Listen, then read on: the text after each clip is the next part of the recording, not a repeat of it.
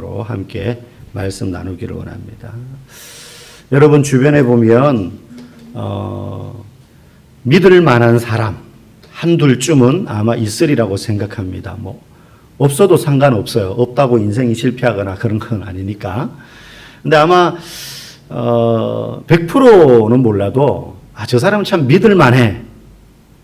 그렇게 여기는 관계의 사람들이 뭐 어릴 적부터 자라온 한 동네 친구라든지 아니면 사회생활 하면서 내가 큰 도움을 받은 나에게 도움을 준 어떤 사람이라든지 그런 사람들 중에 저 사람은 참 믿을 만해.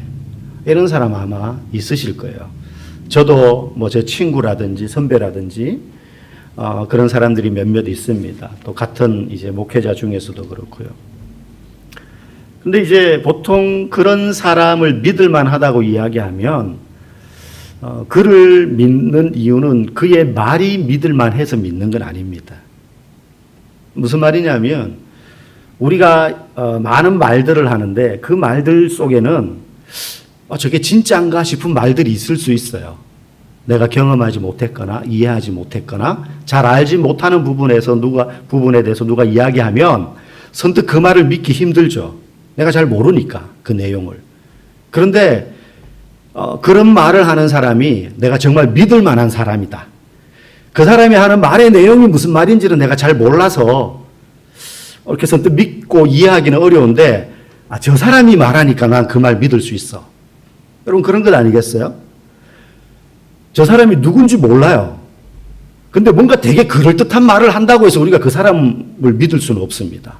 뭔가 한 번 더 의심해 보는 거죠.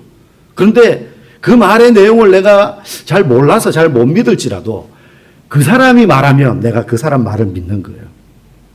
그렇지 않습니까?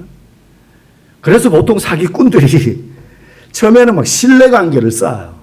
그래서 내가 하는 말은 저 사람이 무조건 믿을 수 있도록 저 사람 말은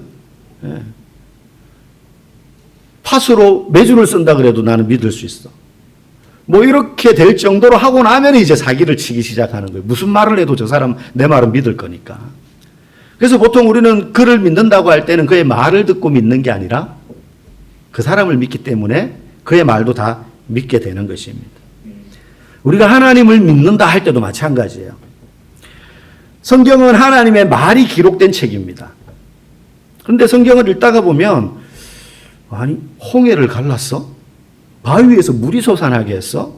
하늘에서 불덩이가 내리고 온 세상을 물에 잠기게 해가지고 심판하셨어? 뭐 이런 글을 읽다가 보면 이게 믿을 만하나? 이게 믿을 수 있는 내용인가? 라는 의심이 들죠. 정상적인 사고를 가진 사람이라면.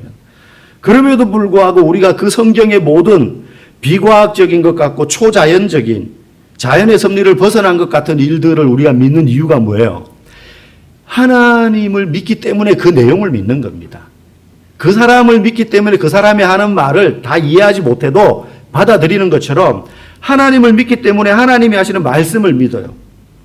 어떤 분 중에는 이제 아내가 열심히 교회를 다니는데 남편을 전도하고 싶은데 남편이 네가 교회 나가는 건 반대 안 하는데 그리고 나도 교회에 대해서 나쁜 감정은 없는데 아무리 내가 설교를 듣고 성경을 읽어도 너무 홍무맹랑한 소리들로 가득 차 있는 것 같다 이거죠. 아까 말씀드린 그런 내용들. 뭐 예수님이 무리를 걸었다 그러고 뭐 옷깃만 만졌는데 병이 나았대. 그러면 이 세상에 병자들이 지금 왜 있어? 막 이렇게 이제 이야기하는 거죠. 다 고쳐주시면 되지. 암으로 왜 죽게 놔두냐? 뭐 이런 이야기들. 그래서 믿어지지 않는 내용들 때문에 나 도저히 못 믿겠다는 거죠. 근데 사실 그 말은 어폐가 좀 있습니다. 성경에는 사실 그런 내용들로 가득 차 있거든요. 그런데 만약에 그걸 하나하나 내가 요거는 믿어지고 요거는 조금 안 믿어지는데 막 노력해서 믿어져. 근데 그 뒤에 갔더니만 더 놀라운 믿을 수 없는 내용들이 막 나와요. 이거를 내가 다 믿을 만하다고 검증해서 받아들여져서 내가 하나님을 믿는다고 하면 그 사람은 평생 못 믿습니다.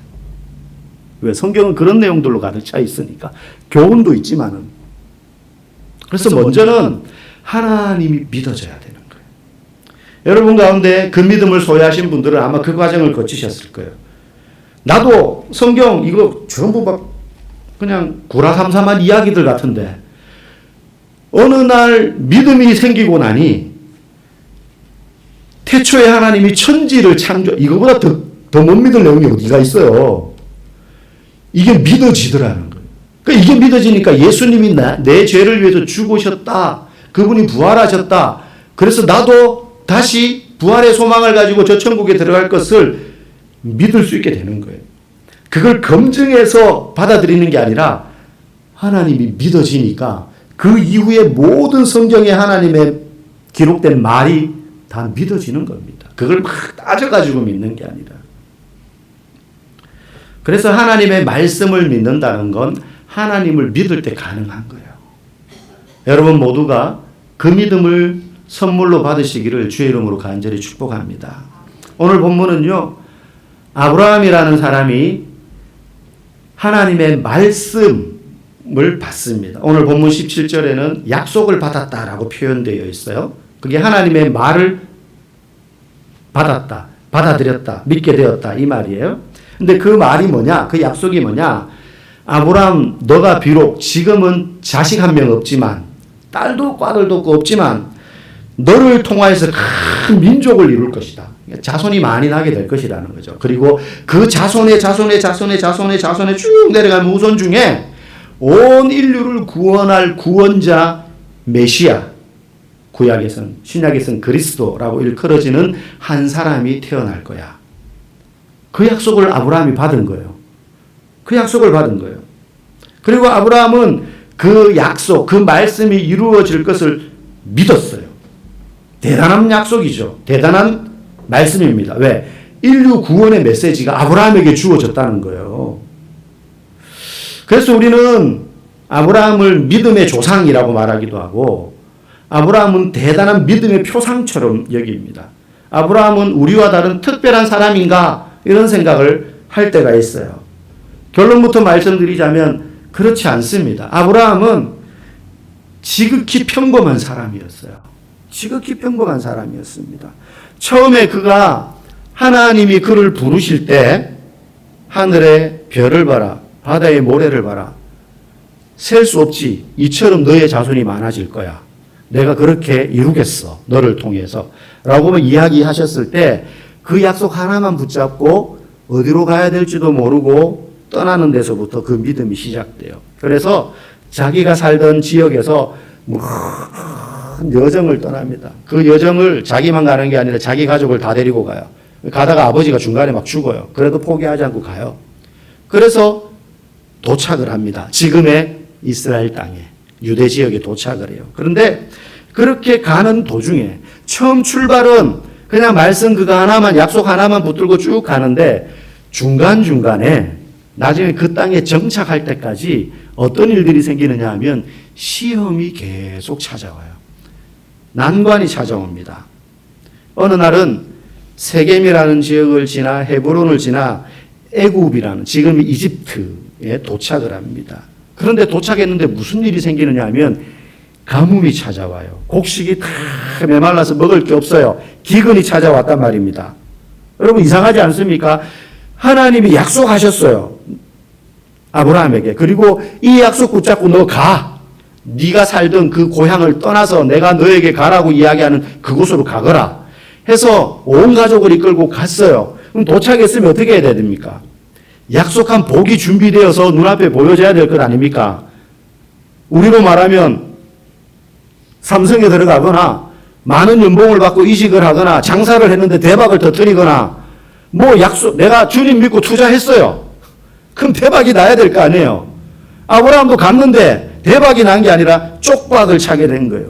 굶어 죽게 생겼어요. 가뭄이 들어가지고. 물론 그건 아브라함만 겪는 어려움은 아닙니다. 가뭄이 아브라함에게만 찾아온 건 아닐 테니까. 믿음으로 갔는데 어려움이 찾아왔어요. 믿음으로 갔는데 죽을 상황이 되었어요.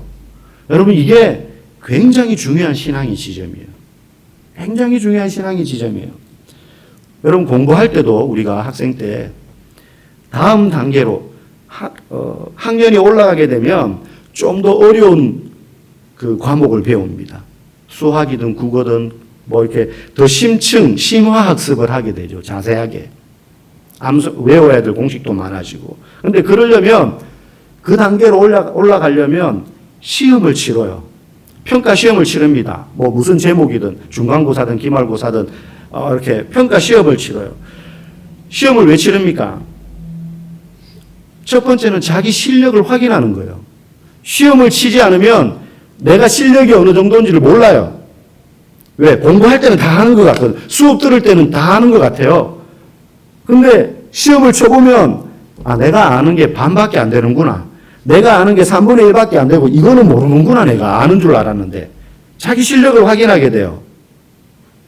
그리고 또 하나, 그걸 확인함으로 부족한 부분을 집중적으로 공부해서 자기 실력을 향상시키는 거죠. 이게 시험의 효과입니다. 신앙이 성장하는데도 그래서 시험은 꼭 필요합니다. 여러분, 신앙생활을 하는데 시험을 겪지 않는 성도는 아무도 없어요. 여러분 주변에 나는 예수님 믿고 나서 예수 믿기 전에 이런 어려움이 있었는데 예수 믿고 나서 나는 하는 일마다 안 되는 일이 없어. 다 잘 돼. 그런 분 거의 없어요. 거의 없습니다. 왜냐? 기본적으로 예수님처럼 살겠다. 내가 예수님을 믿으며 이 세상을 살아가겠다라고 한다는 건 내가 말씀대로, 성경 말씀대로 살아가겠다라는 다짐인데, 그러면 세상 사람들이 이 세상에서 성공하기 위해서 행하는 처세술과 삶의 방식들과 다르게 살겠다는 표현이에요. 그러니 잘 될 때보다 안 될 때가 더 많은 게 당연해요. 여러분, 우리 찬송가 중에도 세상 등지고 십자가 보내, 세상 등지고 십자가 보내 라는 찬양을 부르잖아요. 세상 등지고 십자가 보내, 세상 등지고 십자가 보내, 세상 등지고 십자가 보내. 세상을 등지고 십자가를 보고 따라가겠다는 거니까 세상이 살아가는 방식대로 살지 않겠다는 선포거든요. 예수를 믿겠다는 건. 그러니 세상의 방식을 거스른다는 것 자체가 고난을 자처하는 거예요. 특별한 어려움을 겪지 않아도 예수님 믿으며 사는 건 힘든 거예요. 힘든 겁니다. 근데 때리고 싶은데 못 때리잖아요. 똑같이 욕하고 싶은데 참아야 되는 거예요. 소리 지르고 싶은데 누그러뜨려야 되는 거죠. 아브라함이 자기 고향인 갈대아 우르 거기 머물러 있었으면 편했을 거예요. 여러분, 이사 가는 거 좋아하는 분 없잖아요. 아이들 전학 가는 거 좋아하는 아이들 없잖아요. 저는 초등학교 때 전학을 참 많이 다녀가지고 초등학교를 저는 4군데를 다녔어요. 전학을 3번이나 다녀가지고. 그래서 막 그게 너무 싫은 거예요. 친구도 막 안 생기고 언제 전학 가야 될지도 모르겠고 공부도 잘 안 되고 막 그랬었어요. 아브라함이 그냥 머물러 있었으면 겪지 않았어도 될 어려움을 하나님이 가라 한 대로 집을 떠나니까 겪게 되는 거예요.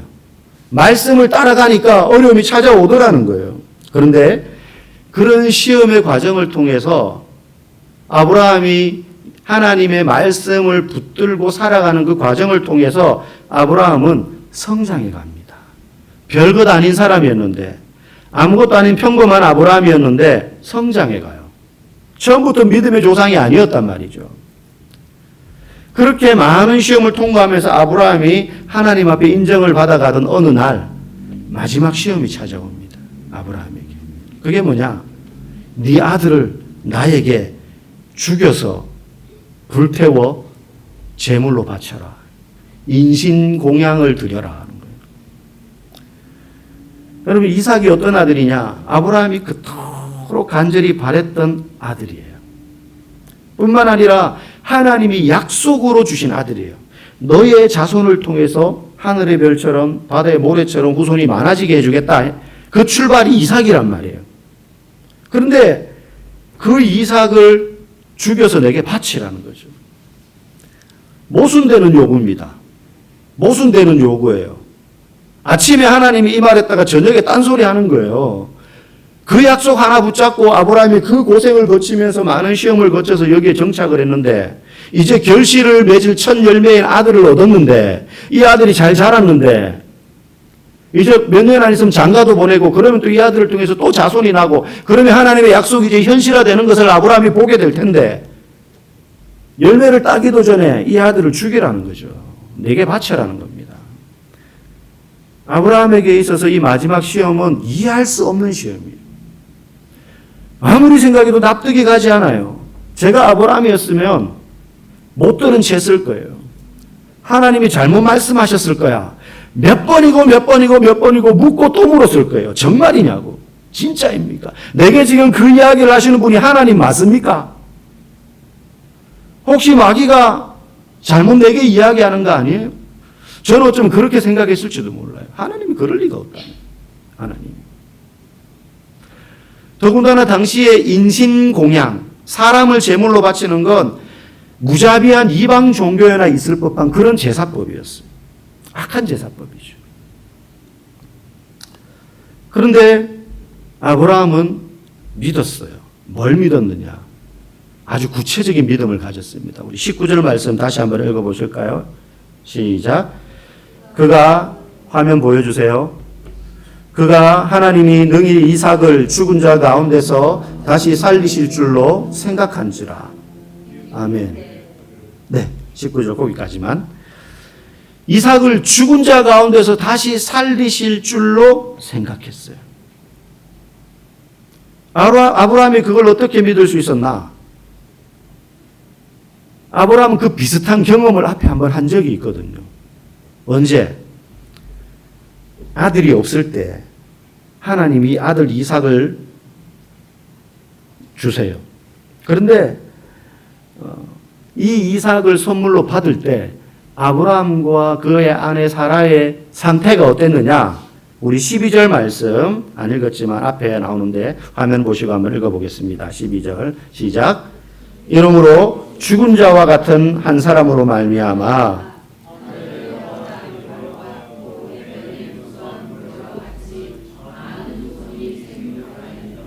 아멘. 여기서 죽은 자와 같은 한 사람이 누구냐면 아브라함을 이야기하는 거예요. 이삭을 낳기 전에 그의 아내나 아브라함이나 나이가 너무 많아서 과학적으로 이건 생물학적으로 도저히 임신을 할 수가 없어요. 자녀를 낳을 수 없는 나이예요. 혹시 임신을 하면은 욕먹을 나이예요. 이건 있을 수 없는 일이에요. 그러니까 몸이 생물학적으로 잉태하기는 죽은 거예요, 그냥. 죽은 거예요. 그 말을 하는 거예요. 출산할 수 없는 생명 잉태가 불가능한 상태. 마치 죽은 사람과 같은 잉태에 대해서는, 출산에 대해서는 죽은 것과 같은 상태. 그걸 이야기하는 거예요. 그런데 하나님의 약속이 그 죽음과 같은 상황을 뛰어넘어서 이삭을 낳을 수 있도록 하셨어요. 죽음과 같은 상태에서 생명이 탄생하는 걸 아브라함은 이삭이 태어남을 통하여 경험을 했습니다. 그래서 그는 상황보다 하나님의 약속은 더 강력하다. 이걸 아브라함은 경험했어요. 그걸 알았어요. 경험하고 나니 이 아들 이삭을 바치라고 하시지만 생길 수 없는 생명이 죽음과 같은 상태에서 생명이 태어나게 하셨던 하나님이 산 생명을 죽이더라도 다시 살리실 것이다. 이걸 아브라함은 믿을 수 있었던 거예요. 경험했으니까. 또한 동시에 더 중요한 건 아브라함은 뭘 믿었느냐 하면 하나님이 선하시다라는 걸 믿었어요. 여러분 생각해 보세요. 하나님이 죽은 자도 살리실 수 있는 능력이 있는 그런 분이신데 만약에 그분이 악하다. 악한 신이다. 그건 재앙이죠. 재앙. 하나님이 뭐든지 할 수 있는 분인데 악한 신이에요. 무자비해요. 그건 재앙 아니겠습니까? 그런데 하나님은 능력이 무한하시지만 선하신 분이에요. 그래서 신뢰할 수 있는 겁니다. 그분이 선하신 분이기 때문에 우리는 믿는 거예요. 그분이 능력이 많은 분이어서 우리가 믿는 게 아니에요. 그분이 선하시기 때문에 믿는 거예요. 만약에 그분의 아들 예수 그리스도를 이 땅에 보내신 이유가 아들이 우리를 대신하여 죽게 하시는 것이 아니라 그 아들을 통해서 이 세상을 심판하기 위해서 보내신 악한 분이라면 예수님이 이 땅에 오신 것은 재앙 아닙니까? 그런데 그 아들을 죽이시고 우리를 살리고자 하시는 선하신 분이었기 때문에 우리가 오늘날 그 하나님을 믿는 거잖아요. 저와 여러분의 삶에 어떤 시련이 찾아와도 그저 능력이 많으신 분이기 때문에서가 아니라 우리의 삶을 가장 좋은 것으로 그리고 가장 선한 것으로 채우실 분이 하나님이시라는 사실을 여러분 믿으시기 바랍니다. 사실 하나님에게 있어서 이삭의 생명은 불필요합니다. 하나님이 이삭의 목숨이 필요하신 분이 아니에요. 그러나 아브라함에게는 너무너무 소중한 아들이에요. 자기 생명보다 소중한 아들이에요. 그럼 자식을 낳아서 키워준 부모라면 한 번쯤 그런 상상해 보시잖아요. 저희 큰딸이 아기 때 아주 어릴 때예요. 열이 너무 많이 나가지고 응급실에 데려간 적이 있어요. 응급실 침대에 누웠는데 애 몸은 불덩어리고 막 울어 제끼는데 그냥 정상적인 울음이 아니죠. 말은 못하니까 그냥 막 아프니까 힘드니까 우는 거예요. 닌겔 바늘을 꽂아야 되는데 이 간호사들이 이걸 혈관을 못 찾네. 애기들이 이제 잘 혈관이 안 보일 때가 있으니까.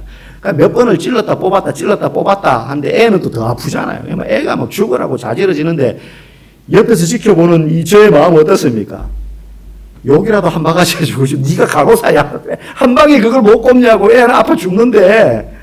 그러고 싶은데 그럴 수 없잖아요. 목사고 또 참 뭐 계속 찔렀다 뺐다 하면서 자기들도 당황스러운 거죠. 나중에 수간호사인지 뭐 하여튼 좀 경험 있는 그 사람 불러오더니 뭐 어떻게 해가지고 하여튼 놨어요. 그때까지 막 애간장이 녹는 거죠. 지켜보는 부모는. 이 별거 아니잖아요. 수술도 아니고 사실은. 그거 꼽으니까 또 애가 싹 가라앉더라고요. 아브라함에게 이삭은요, 자기 생명보다 더 소중한 아들이라니까요. 근데 그 아들을 통해서 하나님은 뭘 하기를 원하세요? 아브라함의 믿음을 다음 단계로 이끌어가기를 원하셨어요. 그래서 이삭을 바치라는 말은 곧 무슨 메시지냐? 하나님이 이렇게 말씀하시는 거예요, 아브라함에게. 아브라함아, 네 아들 이삭, 네가 정말 네 눈에 넣어도 아프지 않을 이 아들, 내가 너무 잘 알아. 그렇게 네가 소중히 여기는 아들 이삭, 그 아들 이삭 누가 너에게 주었지? 그걸 잊지 말라는 거예요. 그거 잊지 마라. 너무 귀한 아들, 자기 인생의 전부, 목숨과도 바꿀 수 없는 그 아들 때문에 나를 잊으면 안 된다. 그 아들 내가 언제든 취할 수도 있어. 욥의 고백처럼 주신 자도 여호와시요 취하신 이도 여호와이시니 오직 하나님만 찬양받으실 것이다. 그 아들 이삭을 누가 주었는지 잊지 말라는 거예요. 그거 잊어버리는 순간 이 아들이 너의 신이 될 수 있다. 하나님은 온데간데였고 참 아이러니하죠. 그 귀한 아들을 선물로 주신 분이 하나님이신데 주신 하나님은 잊어버리고 이 아들이 나의 하나님이 될 수 있는 거예요. 그게 자식이 아니라 우리에게 있는 돈이든 평생을 바쳐서 쌓아올린 내 지위와 부든 사실은 그게 하나님이 주신 것인데 그걸 잊어버리고 그 선물 자체가 내 삶의 전부가 되어버리면 안 되니까 하나님이 아브라함에게 지금 아들을 달라는 시험을 통해서 가르쳐 주는 거예요. 가르쳐 주는 거예요. 아들 이삭이 너의 전부가 아니야. 이 아들 이삭이 너의 하나님이 아니다. 이 아들 이삭을 준 내가 있다는 걸 잊지 마라. 잊지 마라. 우리도 하나님이 주신 것들, 눈에 보이고 내 손에 쥐고 살면서 쌓아 올린 것들에 우리의 마음이 빼앗겨버리면 하나님은 반드시 그것들을 우리 손에서 취하실 수 있습니다.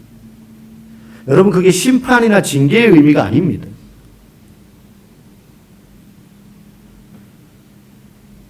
하나님은 우리 손에서 그걸 놓으라고 하실 수 있어요. 그리고 그것이 시험의 형태로 우리에게 찾아올 수 있습니다. 시련과 고난의 형태로 찾아올 수 있습니다. 그 시험을 통해서 하나님은 내 믿음의 위치와 실체를 보게 하시는 것입니다. 그래서 시험이 없으면 우리는 착각 속에 살 때가 많습니다. 내가 믿음이 꽤 좋구나. 2002년 월드컵을 앞두고 히딩크 감독이 국가대표 감독으로 부임해 오지 않습니까? 와가지고는 기존에 우리나라 감독들이 하던 훈련과는 전혀 반대로 훈련을 해요. 체력 훈련만 계속. 그 전까지 한국 선수들은 체력은 좋은데 기술이 없어.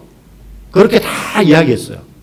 그런데 히딩크가 와서 이렇게 경기하는 거 보더니만 한국 선수들은 기술은 세계 탑이라는 거예요. 근데 체력이 너무 저질 체력이라는 거예요. 그래서 언론, 무슨 평론가, 감독들 전부 다 히딩크가 틀렸다고 이야기했어요. 그러거나 말거나 히딩크는 계속 체력 훈련 시키는 거예요. 그리고 체력 훈련 하는 동안에 힘이 체력 훈련 계속 하니까 힘이 없잖아요. 힘이 빠진 상태에서 강팀이랑 평가전을 또 붙이는 거예요. 그러니까 이길 수 있습니까? 지죠. 5대 빵, 5대 빵. 그래서 기억하시겠죠? 히딩크 처음에 별명이 5대0이었어요. 했다 그러면 5대 빵으로 지니까. 그러니까 또 막 비난해요. 약한 팀이랑 붙어가지고 선수들 사기 다 떨어뜨린다. 월드컵 얼마 안 남았는데. 강팀이랑 해서. 약팀이랑 해가지고 말이지 승리하는 기쁨을 느끼게 하고 사기를 올려야지 되는데 강팀이랑 해서 사기 다 떨어뜨린다고. 근데 감독의 생각은 달랐죠. 강팀이랑 하면서 깨지면서 우리 선수들의 진짜 실력을 알아야 된다는 거예요. 우리가 진짜는 기술은 좋은데 체력이 없다는 거 알아요. 진짜 보니까 5대0으로 지는 경기가 하나같이 이유가 뭐냐면 후반전 가가지고 우리 선수들이 급격히 체력이 떨어져가지고 기술이 있는데도 기술을 쓰지를 못하는 거예요. 따라다니지를 못하니까. 실력이 드러나는 거죠. 그리고 월드컵 같은 큰 대회는 이미 본선을 지역별로 다 거쳐서 걸러진 팀이 올라오니까 우리보다 약한 팀은 하나도 없어요. 그래서 이런 강팀과의 경기를 통해서 시험을 쳐야 되는 거예요. 그래야 준비가 된다는 지론이었어요. 그 결과 4강까지 갑니다. 만약에 약팀이랑만 평가전을 계속했으면 평가전은 이겼을지 모르지만 그게 우리 실력인 줄 알고 올라갔다가 아마 본선에서는 한 경기도 예전처럼 못 이겼을 겁니다. 그러므로 성도에게 있어서도 신앙의 여정에서 누릴 수 있는 진정한 복과 은혜가 뭐냐?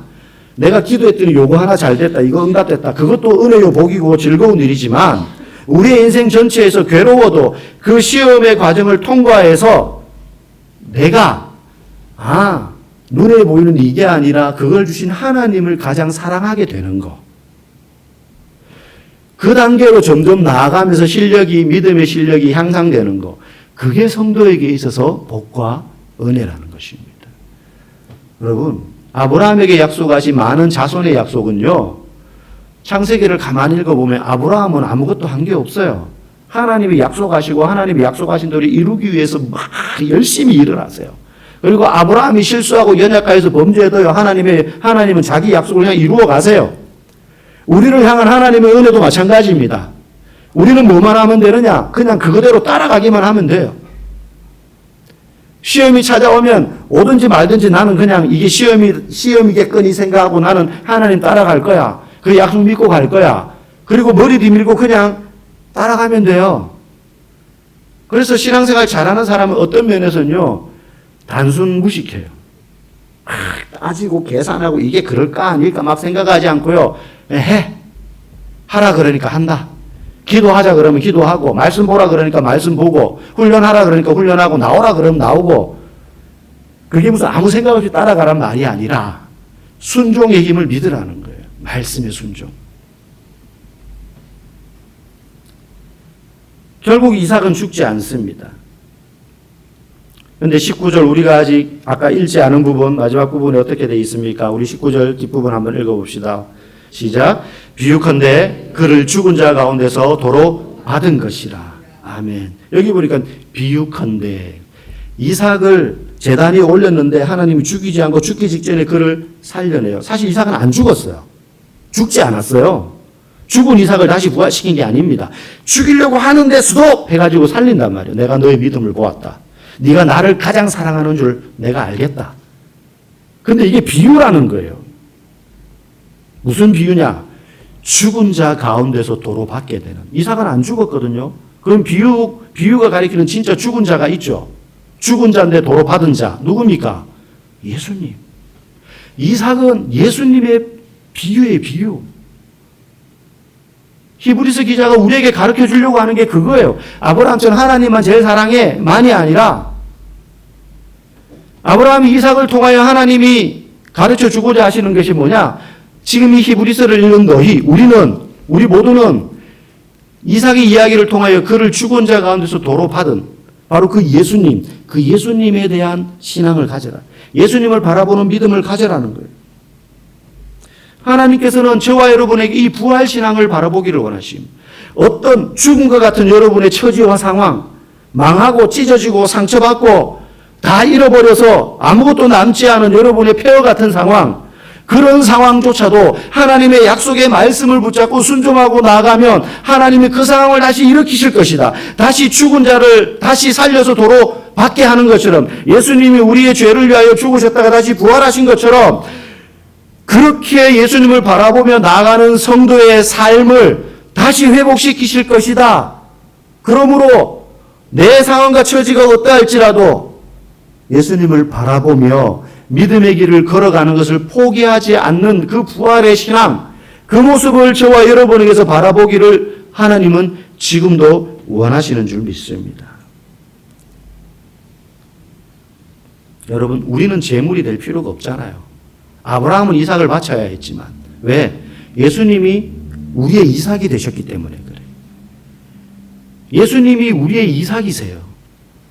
그래서 우리는 재물을 바칠 필요 없어요. 우리는 예수님을 위해서 내 모든 걸 다 집을 내다 팔고 모든 재물을 바치고 여러분의 일생을 다 드리고 거지가 되고 가난한 자가 되고 하나님 우리에게 그걸 요구하지 않으세요. 우리가 그렇게 해야 되는데 아브라함처럼 예수님이 그 역할을 하셨어요. 그러니 우리는 다 바치지 않아도 돼요. 다만 뭘 하기를 원하시느냐? 말씀을 보고 따라오기를 원하신다는 거예요. 그게 우리가 하나님께 드려야 될 또 다른 이삭이에요. 이미 우리가 드려야 될 것 예수님이 제물이 되셨어요. 그러니 우리는 우리의 삶이 말씀대로 아브라함이 약속의 말씀을 붙잡고 나갔던 것처럼 우리도 이 하나님의 말씀을 의지하고 그 말씀에 순종하며 나아갈 때 그것이 여러분이 하나님에게 드리는 이삭이라는 사실을 알고 하나님이 여러분에게 원하시는 그 부활의 신앙, 그 순종의 삶, 그 삶을 끝까지 따라 나가시는, 그래서 그 시험을 통과하여 신앙의 성장을 이루시는 저와 여러분 되기를 주의 이름으로 간절히 축복합니다.